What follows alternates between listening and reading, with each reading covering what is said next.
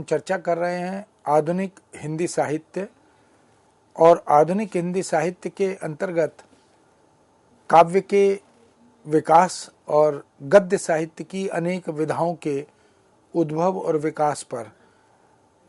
इसी श्रृंखला में आज हमारी कड़ी है हिंदी कहानी। हम जानते हैं कि हिंदी साहित्य में,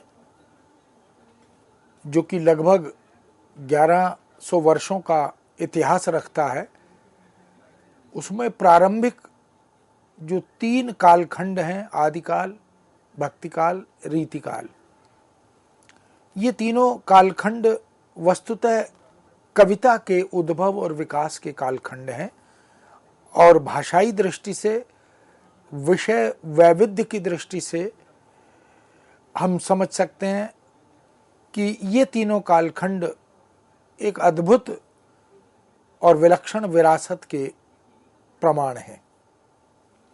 आधुनिक युग तक आते आते जब भाषा में परिवर्तन होता है और खड़ी बोली बोली ना रहकर भाषा बनती है, और खड़ी बोली आंदोलन के माध्यम से हिंदी गद्य का आगमन होता है, और उसी लिए हम उसे गद्यकाल भी कहते हैं। उस गद्य के आगमन से गद्य की अनेक विधाएं भी हमारे साहित्य में उद्घाटित होती हैं, सृजित होती हैं। अनेक रचनाकार कवि धर्म और गद्य की अनेक विधाओं के धर्म का निर्वाह एक साथ करते हैं। कहानी, उपन्यास, नाटक, एकांकी, संस्मरण, जीवनी, रेखाचित्र, डायरी, यात्रा वृत्तांत आदि आदि, ये अनेक गद्य विधाएं हिंदी साहित्य को समृद्ध और संपन्न बनाती हैं। उसी श्रृंखला में हिंदी कहानी का भी एक अपना विलक्षण महत्व है, और कहानी की प्रासंगिकता पर अगर हम विचार करें तो बेशक उद्भव और विकास की यात्रा में कहानी का रूप स्वरूप बदलता रहा है, विषय वस्तु बदलती रही है, संरचना और कलेवर बदलता रहा है, उसके उद्देश्य भी बदलते रहे, प्रयोजन भी बदलते रहे।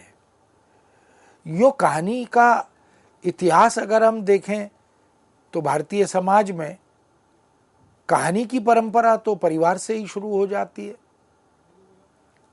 हमारे घरों में हमारी दादी, हमारी नानी, जो परिवार के बुजुर्ग हैं, वो छोटे बच्चों को तरह तरह की काल्पनिक कहानियाँ, परियों की कहानियाँ, भूत प्रेतों की कहानियाँ, राजा महाराजाओं की कहानियाँ, इस तरह की कहानियों से उनका मनोरंजन भी करते रहे हैं। उनके लिए शिक्षा और ज्ञान, इसकी परंपरा का निर्वाह भी करते रहे हैं। यूँ संस्कृत साहित्य में कहानी की और गद्यात्मक रचनाओं की एक सशक्त सुदीर्घ परंपरा रही है। पंचतंत्र की कहानियाँ जिसने विश्व में अपनी एक जगह बनाई है, और अनेक भारतीय भाषाओं में इस तरह की कहानियों के लेखन की सशक्त और सुदीर्घ परंपरा रही है। लेकिन हिंदी साहित्य में कहानी के उद्भव पर जब हम दृष्टि डालते हैं तो वह आधुनिक युग में, विशेष रूप से जब हम भारतेंदु युग, द्विवेदी युग, छायावाद, प्रगतिवाद, प्रयोगवाद, नई कविता आदि के इस क्रमिक विकास को देखते हैं, तो इन युगों में, आधुनिक युग के इन चरणों में कहानी, उपन्यास आदि विधाओं के सृजन की भी एक अच्छी खासी परंपरा हमें दिखाई देती है। फिर उन कहानियों का हमने केंद्र में रखकर विभाजन, वर्गीकरण भी किया। प्रेमचंद को केंद्र में रखा तो प्रेमचंद पूर्व हिंदी कहानी, प्रेमचंद युगीन हिंदी कहानी, प्रेमचंदोत्तर हिंदी कहानी आदि आदि। इसी तरह छायावादोत्तर हिंदी कहानी, स्वातंत्र्योत्तर हिंदी कहानी, फिर दशकों के आधार पर छठे दशक की हिंदी कहानी, 7वें दशक की, 8वें दशक की, 21वीं शताब्दी की हिंदी कहानी, इस तरह से भी वर्गीकरण हम करते रहे। फिर कहानी में अनेक प्रकार के विषय वस्तु के आधार पर भी विभाजन हुए। लघु कथा यह भी आई, समकालीन कहानी, समांतर कहानी, विचार कहानी, आधुनिक कहानी, समकालीन कहानी, ऐसे विभाजन भी होते रहे। फिर मनोवैज्ञानिक कहानी, फिर ऐतिहासिक कहानी। तो ये पूरा एक जो व्यापक और विराट परिदृश्य है, इस बात का द्योतक है कि हिंदी साहित्य में कहानी विधा का भी अपना एक विराट क्षितिज है, एक लंबी, एक सुदीर्घ परंपरा है, और उसमें समय सापेक्ष, युग सापेक्ष परिवर्तन, भाषा की दृष्टि से, शिल्प की संरचना की दृष्टि से, पात्र योजना की दृष्टि से और कथा तत्व या विषय वस्तु की दृष्टि से ये परिवर्तन होते रहे। कहा यह जाता है कि कहानी कहने, सुनने और सुनाने की परंपरा, इससे जुड़ी हुई विधा है। वस्तुतः समाज में पहली कहानी या कहानी कहने की प्रथा कब से शुरू हुई, इसका कोई बहुत ठीक आकलन तो नहीं किया जा सकता। इसीलिए हिंदी साहित्य की प्रथम कहानी को लेकर विवाद भी है। किसे कहानी पहली कहानी माना जाए? अलग अलग विद्वानों ने, इतिहासकारों ने, कथा साहित्य के विशेषज्ञों ने अपने अपने ढंग से प्रथम कहानी को घोषित करने या प्रमाणित करने का कार्य किया। हिंदी गद्य साहित्य के प्रारंभिक युग में अगर हम देखें तो कहानी की जो स्वतंत्र विधा के रूप में पहचान बनी, यानी उपन्यास से अलग, नाटक से अलग, कविता से अलग, वो एक अलग विधा, एक स्वतंत्र विधा बनकर हमारे सामने आई। उसमें कथात्मकता के बीज विद्यमान थे और इस कथात्मकता के आधार पर जो मौखिक या लिखित कथा रूप हमारे सामने आए, उसके बीज तो हमें आदिकाल में भी दिखाई देते हैं, लेकिन विधिवत और वस्तुतः आधुनिक काल में हिंदी कहानी का जो स्वरूप हमारे सामने आया, वो या तो अंग्रेजी या बंगला से प्रभावित दिखाई देने लगा। बंगाल में कथा और कहानी का, उपन्यास आदि का एक सुदीर्घ इतिहास हमें मिलता है, और अंग्रेजी में भी स्टोरी राइटिंग की एक परंपरा विद्यमान थी।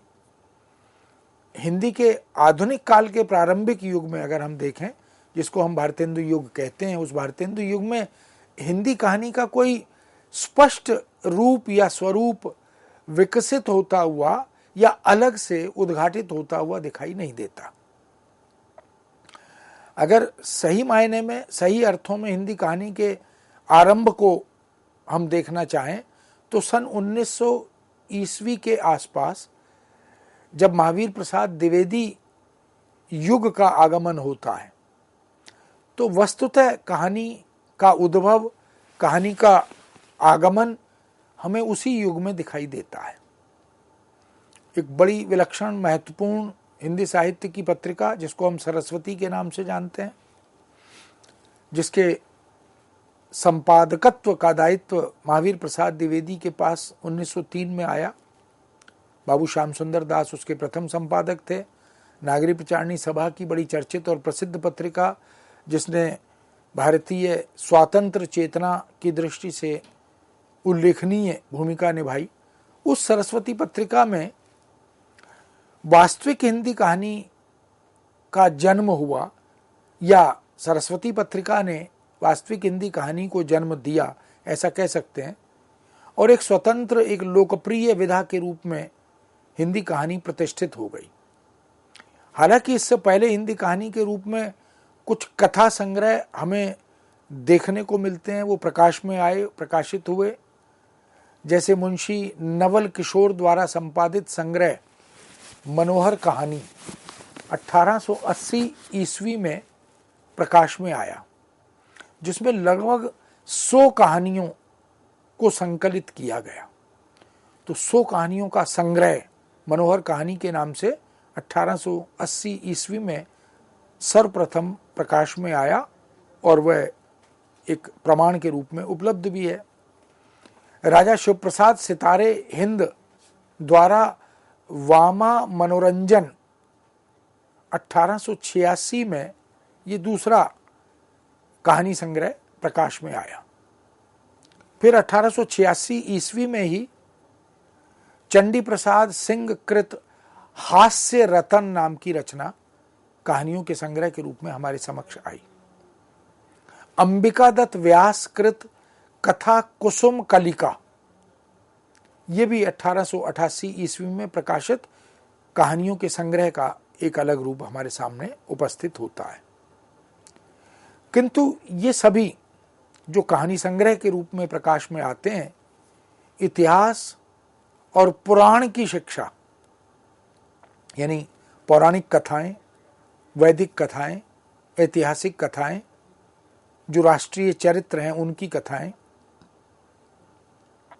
उपदेश के रूप में, नीति के रूप में, लोक प्रचलित घटनाओं को केंद्र में रखकर उन पर आधारित कथाओं के सृजन की परंपरा के रूप में ये हमारे सामने उपस्थित होते हैं। इनमें हास्य प्रधान घटनाओं को कथात्मक रूप में पिरोने का भी एक रचनात्मक प्रयास किया गया है जो प्रशंसनीय है। कहानी के नाम पर स्वप्न कथाओं की एक सशक्त परंपरा हिंदी में हमें मिलती है। बहुत से रचनाकारों ने स्वप्नों को आधार बनाकर, स्वप्न कथाओं को आधार बनाकर इस तरह की कहानियां लिखने का सदप्रयास किया।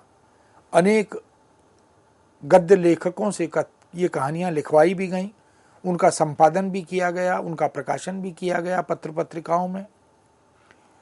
वास्तव में ये एक प्रकार के कथात्मक निबंध थे, लेकिन फिर भी इनमें कथा तत्व तो विद्यमान था। भारतेंदु हरिश्चंद्र जो आधुनिक युग के प्रथम एक तरह से प्रणेता हैं, प्रवर्तक हैं, और बालकृष्ण भट्ट जो हरिश्चंद्र भारतेंदु जी के युग के ही रचनाकार हैं, उनके द्वारा अनेक ऐसी कहानियां उस युग में लिखी गईं जो वस्तुतः स्वप्न कथाएं थीं लेकिन पूर्णतः स्वप्न कथा वह भी नहीं थी और पूर्णतः कथा आधारित कहानी भी नहीं थी। उनको हम विशुद्ध रूप से निबंध भी नहीं मान सकते। तो एक तरह से कहानी लेखन के इस नवीन प्रयत्नों और प्रयासों में हमें एक मिश्रित रूप मिलता है, जिसमें स्वप्न कथा का, कहानी के लेखन का और निबंध के तत्वों का समावेश एक साथ उपलब्ध होता है। यानी कुल मिलाकर ये एक अलग तरह की विधा के रूप में हमारे सामने आती हैं, लेकिन कहानी के उद्भव के रूप में इनका उल्लेख महत्वपूर्ण दिखाई देता है। उस समय, उस युग में, भारतेंदु युग में हिंदी कहानी विधिवत उपलब्ध नहीं थी। इससे पहले, जैसा मैंने पहले कहा, आदिकाल, भक्तिकाल, रीतिकाल में इस तरह की गद्य विधाओं के कहानी, उपन्यास, नाटक आदि के मौलिक सृजन की कोई परंपरा विद्यमान नहीं थी। कुछ कथाओं का, कुछ कहानियों का, कुछ उपन्यासों का, कुछ नाटकों का संस्कृत से हिंदी में अनुवाद तो हुआ था, लेकिन मौलिक सृजन, क्योंकि उस समय की जो भाषाएं थी, ब्रज भाषा, अवधी भाषा, भोजपुरी, मैथिली आदि, हम इस कहानी के उद्भव को खड़ी बोली के साथ जोड़कर जब देखते हैं तो हम देखते हैं कि भारतेंदु युग का जो कथा प्रेमी है, जो कहानी का पाठक है, वह लघु उपन्यासिकाओं को पढ़ रहा है और मध्य युग की जो प्रेम गाथाएं हैं या प्राचीन युग की संस्कृत की, वैदिक औपनिषदिक साहित्य की जो प्रेम गाथाएं हैं उनको पढ़ रहा है। सिंहासन 32, बैताल 25, ये इसी तरह की कथाओं के संग्रह की रचनाओं का शीर्षक है, जिनके हिंदी में अनुवाद भी हुए हैं। मध्यकाल में अनेक कवियों ने, आचार्य सोमनाथ ने भी सिंहासन 32 का अनुवाद ब्रजभाषा में किया है। और इस तरह हम देखें कि कथात्मक रचनाओं को पढ़ने से जो पाठक है वो आनंदित होता हुआ दिखाई दे रहा है।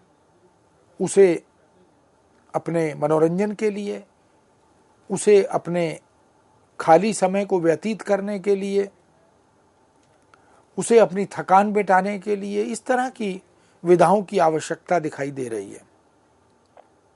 उसी युग में रसात्मक लोक कथाओं और रोमांचक स्वप्न कथाओं का आगमन भी हुआ और उससे भी हिंदी के पाठक अत्यंत प्रसन्न हुए, संतुष्ट हुए। तो ये परंपरा भी एक बड़ी सुदीर्घ और सशक्त परंपरा के रूप में हिंदी में आने लगी जब लोक कथाओं को कथा रूप में प्रस्तुत किया जाने लगा। कुछ प्रेम कथाएं, कुछ लोक कथाएं, कुछ पुरा कथाएं, ये रसात्मक रूप में, रोमांचक रूप में प्रस्तुत की जाने लगी। अगर कहानी के तत्वों की दृष्टि से विचार करें तो जिस कहानी की बात आज हम करते हैं या कहानी के जिन तत्वों का उल्लेख आज हम करते हैं, उस युग की कहानी में जो प्रारंभिक कहानी है, जो चलना सीख रही है, उस युग की कहानी में अगर उन तत्वों को खोजेंगे तो हमें निराशा हाथ आएगी। नितांत उन तत्वों का अभाव उन कहानियों में दिखाई देता है, जिन तत्वों के आधार पर, जिसकी कसौटी पर हम आज कहानी और कहानीकार का मूल्यांकन करते हैं। इसलिए उस प्रारंभिक दौर की कहानियों के विषय में, उनके रूप स्वरूप के विषय में, उनके कथ्य आदि के विषय में बहुत से समीक्षकों, आलोचकों, इतिहासकारों, इन्होंने चिंतन किया, विचार किया। उसमें आचार्य रामचंद्र शुक्ल का नाम भी है। उन्होंने इस तरह प्रारंभिक दौर की कहानियों पर दृष्टि डालते हुए, उनका अवलोकन, मूल्यांकन करते हुए यह कहा भी कि अंग्रेजी की मासिक पत्रिकाओं में जैसी छोटी छोटी आख्यायिकाएं या कहानियां निकला करती हैं, वैसी कहानियों की रचना गल्प के नाम से बंग भाषा में चल पड़ी थी। तो अंग्रेजी की छोटी छोटी कथाओं या कहानियों के प्रभाव से बंगला भाषा में गल्प के नाम से एक कथा लेखन की परंपरा चली थी, जिसका उल्लेख शुक्ल जी ने किया। ये कहानियां जीवन के बड़े मार्मिक और भाव व्यंजक खंड चित्रों के रूप में उद्घाटित हो रही थी। ये प्रथम उत्थान एक तरह से कहानी का था, और द्वितीय उत्थान की सारी प्रवृत्तियों का आभास, जिसको लेकर प्रकट होने वाली कहानियों की बात करें तो सरस्वती पत्रिका में इस तरह की छोटी छोटी कहानियों के दर्शन हमें हिंदी में भी होने लगे थे। स्पष्ट है कि सन 1900 से पहले हिंदी कहानी का वह कलात्मक और तात्विक रूप हमें देखने को नहीं मिलता, वह उजागर या उद्घाटित नहीं हो सकता, नहीं मिला, क्योंकि हमारे पास उसकी कोई एक परंपरा, जिसको हम कहते हैं, वो विद्यमान नहीं थी। हिंदी कहानी जगत का यह एक महत्वपूर्ण प्रश्न भी है कि हिंदी की पहली कहानी अंततः किसे माने। हिंदी की पहली कहानी किसे माने, इसको लेकर विद्वानों में, समीक्षकों में, इतिहासविदों में अच्छा खासा मतभेद भी है। अपने अपने तर्कों से, प्रमाणों से विद्वानों ने हिंदी की प्रथम कहानी का निर्धारण करने का प्रयत्न किया है।